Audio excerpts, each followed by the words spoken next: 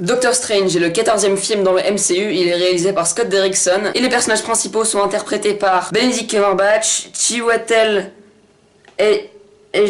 Ejiofor, donc Chiwetel Ejiofor, Tilda Swinton, Rachel McAdams, bref, il y a beaucoup trop de gens dans ce film, et raconte l'histoire de Dr. Stephen Strange qui, après un accident de voiture, ne pourra plus utiliser ses mains, et du coup, pour se soigner, va aller voir le personnage de Tilda Swinton, qui lui dira hey, la magie, c'est la folie, c'est trop bien, vas-y, viens, c'est cool. Et je vais pas en dire plus pour pas spoiler. En sachant que c'est le 14e Marvel, j'avais pas vraiment d'attente pour ce film, en dehors du fait que j'adore Benedict Cumberbatch, peut-être même un peu trop. Il était génial dans Sherlock, du coup j'avais envie de savoir ce qu'il pouvait amener dans ce film, et un truc que je vais dire sur ce film, c'est que Benedict Cumberbatch est génial dans ce rôle, c'est du casting parfait. Même si au début du film, ça lui arrive d'être un peu un connard avec les autres, tu comprends ses motivations, et tu te dis, ouais ok, mais si j'étais à sa place, je pense que j'aurais fait la même chose quoi. Il est vraiment attachant, et d'ailleurs, de manière générale, le casting est super bien foutu, surtout Tilda Swinton, qui est juste parfaite dans ce rôle. Je sais qu'il y a eu un gros truc sur le whitewashing, et c'était censé être un personnage asiatique, je m'en bats les couilles, c'est Tilda Swinton, écoute, parce qu'elle le joue super bien. Sinon, pour d'autres points positifs, les scènes d'action sont juste géniaux. Pour un Marvel, je m'attendais à ce que les scènes d'action soient bien, mais là, vraiment, c'était vraiment très impressionnant. Visuellement,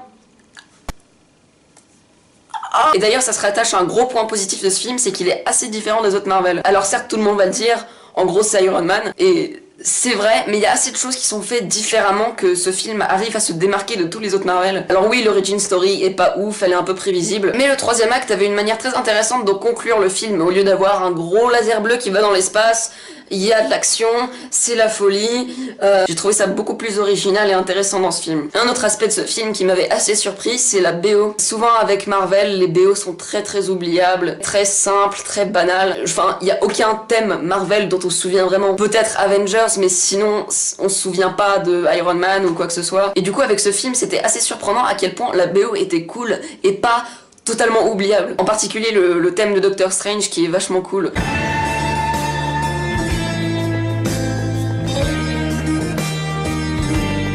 Bon, même s'il y a beaucoup de choses que j'ai bien aimées dans ce film, il n'empêche qu'il a quand même pas mal de défauts. Déjà, Marvel, vous avez encore fait la même chose, vous avez pris un acteur super talentueux, vous en avez fait un méchant merdique et oubliable avec des motivations à 2 balles. En gros, Mads Mikkelsen veut être immortel. Et en plus, il a joué un méchant dans Casino Royale, qui était un des meilleurs méchants de James Bond, même juste un des meilleurs méchants. Et c'était extrêmement décevant de le voir dans un rôle aussi oubliable et banal. Je suis le méchant du film, je ne t'aime pas. Et puis aussi Rachel McAdams.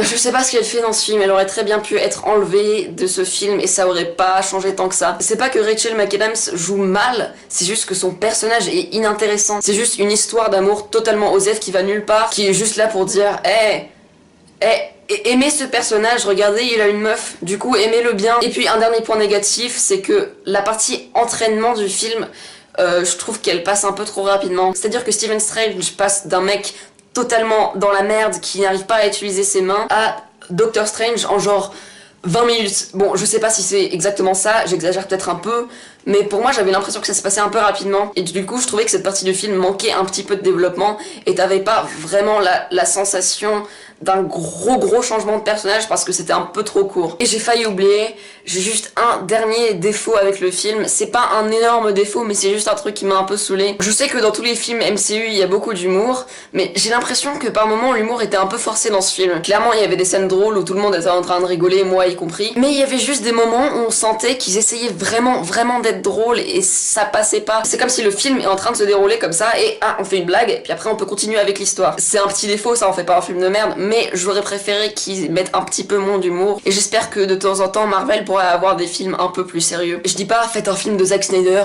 où il y a jamais d'humour, enfin si il y en a, mais quand il y en a c'est dans une scène super sérieuse et du coup ça passe pas. Parce qu'on arrive à un stade où il y a tellement d'humour dans les Marvel que je dirais pas qu'il y a pas d'enjeu, mais ça fait que c'est un peu plus regarde, on est rigolo, au lieu d'avoir vraiment de gros enjeux. C'est un peu dur à expliquer. Bref, je suis allé beaucoup trop loin à parler de ça. Un dernier truc que je voulais rajouter, si vous regardez le film en VO, je trouve que l'accent américain de Benedict Cumberbatch est pas du tout gênant en fait. Parce qu'en regardant les bandes annonces, je me suis dit, c'est génial, ils font comme pour Martin Freeman dans Civil War, ils lui donnent un accent américain alors qu'il est anglais et ça passe pas du tout.